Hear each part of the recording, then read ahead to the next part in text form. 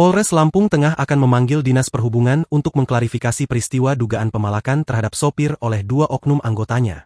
Momen dugaan pemalakan tersebut viral di media sosial pada Selasa, 18 Februari 2025, kemarin. Kapolres Lampung Tengah, AKBP Andik Purnomo Sigit mengonfirmasi adanya peristiwa sebagaimana dalam video tersebut.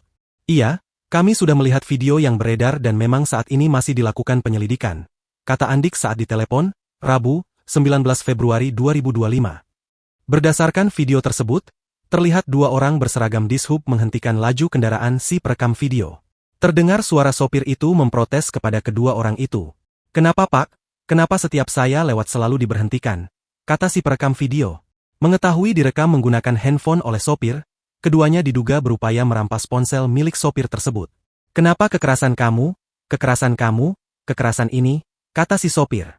Andik mengatakan, dari keterangan sementara, peristiwa itu terjadi di jalan lintas yang berada di Kecamatan Terbanggi Besar.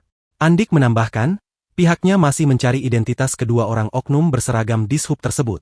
Upaya itu dilakukan dengan memanggil Dishub Lampung Tengah. "Kami akan rencanakan memanggil pihak Dishub Lampung Tengah untuk mengklarifikasi," katanya.